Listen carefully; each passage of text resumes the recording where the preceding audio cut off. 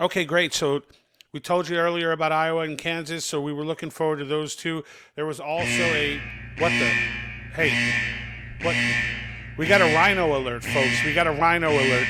All right. Let's try and get to the bottom of what this is all about. Okay, so we got a rhino alert that just came through. Let me just check the wire here. It appears there are two rhinos loose in South Dakota.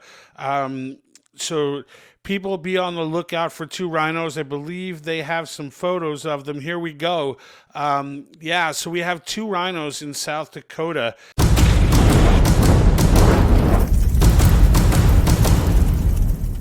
To our cause folks over in South Dakota, to our grass movements there, these are the two rhinos that you're going to be looking out for. Lee Schuenbeck and David Johnson, they had not single-handedly, but spearheaded today another punt job on our cause resolution. When it just passed the House and they just pulled it out for vote on the Senate, they tried to bury it earlier and it got pulled out and forced them to vote on it. And now we got them on the record. Okay, now we got them on the record. Meckler sent out an email today. You may have received it. That outlined what had happened, and there's good and bad news. So the bad news, of course, is that these two sold us out, right? Right? These two sold us out because they're scared. You were scared, huh? Don't be scared. Don't be scared.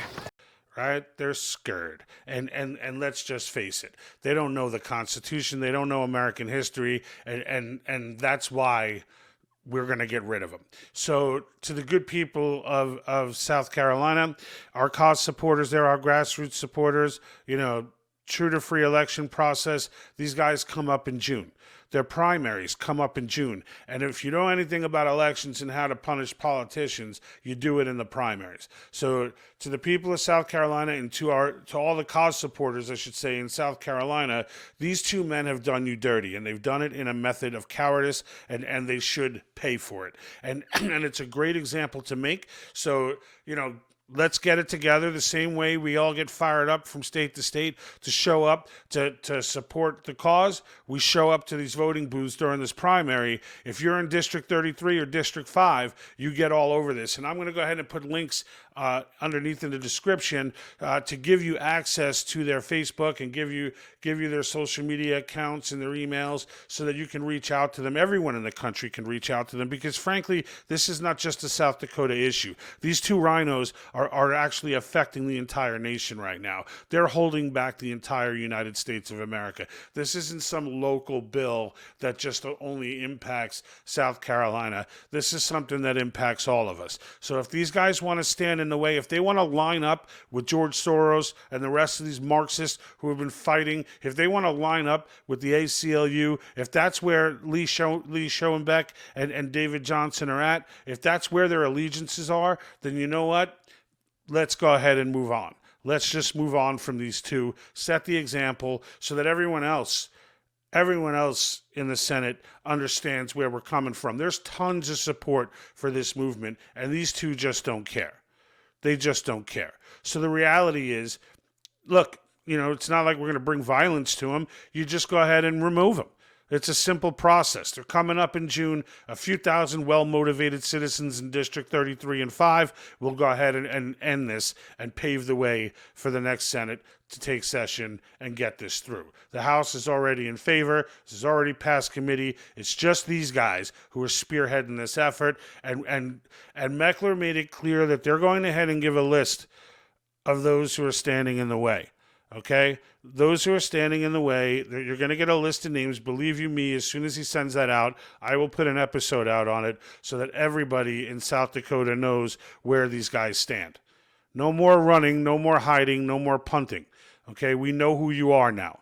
We know who you are, and we're going to put you on blast. And if the people of South Dakota, if they really don't want convention of states, then you two guys are in great shape.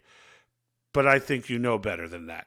Now, on a better note, Okay, on a better note, we've got Iowa who passed. So Iowa passed their Senate committee, so they're going to move on to full vote. So that's awesome. Last week they passed subcommittee. Now they passed the regular Senate committee. So Iowa is moving full steam ahead. Kansas heard the movement today as well.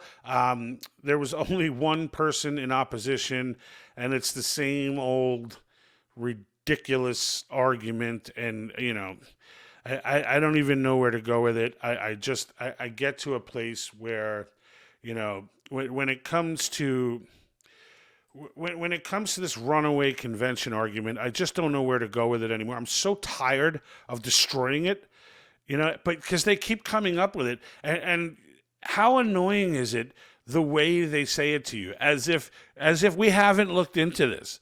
This is this. They tell you, they comment in our post, you should really look into this because I don't think you fully researched it, as if they have. And then, like, we're going to dedicate our channel for an entire season to this movement, and we haven't looked into it. It's like, I know they don't mean to be insulting, but it's insulting. Okay, of course we've looked into it. Again, if we have to destroy this runaway convention, there's absolutely no logic to it whatsoever. None. Okay, and if you need more evidence, all right, you've got 230 organizations, most of which are aligned with the one and only George Soros, Media Matters, MoveOn.org, those types, all right? They're all signed on to a petition to try and block this thing, okay? If you need any more proof that you're on the side of righteousness, there it is, okay? ACLU, only one to step up the other day to, these are not organizations that you want to be aligned with, right? So, and this is where the opposition is coming from, all right? And then there's the John Birch Society coconuts who are like I don't know. I don't know how they consider themselves conservatives and then get in line with Soros and the far left. I don't understand how they consider themselves conservatives in that way, but in the end, this isn't partisan. So it doesn't really matter. The Birch Society is irrelevant. They're making the same silly argument that everyone else is. And the reality of the matter is this: everyone was against this before they were for it, right? And that's the reality. Everybody who heard this for the first time did not understand it, was shocked. I myself was shocked. I considered myself somebody who was big on Constitution, who understood the Constitution and American history well. I considered myself to be pretty learned in that area. It's been a long-term hobby of mine for many, many, many years. And when I heard this, I was like, that can't be. And then I started to look into it, and then the runaway argument came in. And at first, I gave it credence because I was like, I don't know enough about this. I need to back up, look into this. It could be dangerous. And then I learned about it. And then, when you learn about it and you read Madison's notes and you read, Mason's commentary, and you understand what the logic was in putting this together and how it works and why it works and what the safeguards are and the fact that these amendments do have to be ratified, you realize it's exactly the same process as has ever been done to amend the Constitution. The only difference is that instead of Congress proposing them, the states are convening to propose them. That's it. The ratification process is identical. Everything else is identical. The only reason this exists and the reason it's never been used before is because this particular process is only there for one reason. It's only there to propose amendments that are restricting federal government power. That's it. If it's not restricting federal government power, we can have Congress do it. It won't matter. The only time it comes to this is when it's Congress who needs to be dealt with, or the federal government in general who needs to be dealt with. So this is only going to come around every couple hundred years, okay? And I can tell you, when this is over, and we will have this convention, and these amendments, there will be amendments put through. You can bet on that. You can bet on that. And let me know in the comments what amendments you'd like to see. But in the end, there will be a convention, and this convention, will be talked about for centuries. Okay, for centuries. And it won't happen again, likely, for centuries. because it's going to reset things back to, it's going to knock everything back into alignment. And then once it's back in alignment, that slow process of the federal government just growing out of control is going to begin again. And eventually 230 years from now, or from the end of this convention, and once it's done, about 230 years or so later, we now know, we'll be back at it again. And we'll be back at only next time we'll have precedent. Only next time we'll have precedent. Right? So there's your update. So Kansas looking good. We're still looking, Iowa looking very good. Still waiting on Pennsylvania. They just passed committee. As I mentioned in previous videos, they're looking very, very, very good from all the talk that's coming out of the legislature there. So we're looking forward to more news on Pennsylvania. We still have South Carolina. There's quite a few still left on the table. West Virginia still on deck. So quite a few on the table. We're looking to at least hit 25 by the end of this year. All right, by the end of this session, at least hit 25.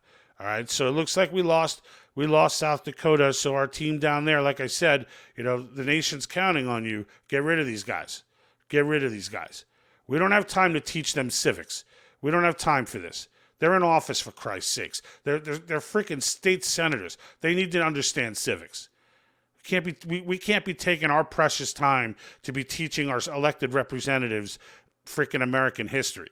That's just out of control. They've got, 4 or 5 months to learn it on their own. Or they're out. It doesn't take many people to whack these guys in the primary, these doo-doo-doos.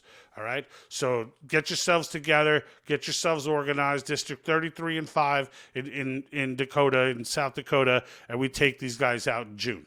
And that's it. Replace them with some people who are going to do what we want them to do. That's how the game is supposed to work. That's how the game is supposed to work. And I can tell you, it's like that Bill Burr skit with the shotgun. You got a problem over here? You ain't even got to look. You just turn, wow, that's it. You ain't got a problem over here anymore. And then these people here, they saw what you just did here. You ain't got a problem here either. Feel me? And it's true. You knock these guys out, and now you ain't got a problem with the rest of these guys because they know now. Now they've seen, right? They saw those two get exploded for being pansies and being cowards and not wanting to get on record. Well, now we got them on record. And the second they got on record, they're going to get blown out of the water. That sends the message to everybody else. So let's get active. We're going to be on every day. I'm going to get back to my Cause for Beginners series as well. Now that I've corrected my audio and got everything else in check, in between spurts, it seems like something's happening every day. But make sure you subscribe and click the bell. Follow on Facebook. Follow our Facebook page. Definitely want to keep yourself abreast of what's going on. Things are moving fast right now, and we're staying all over it.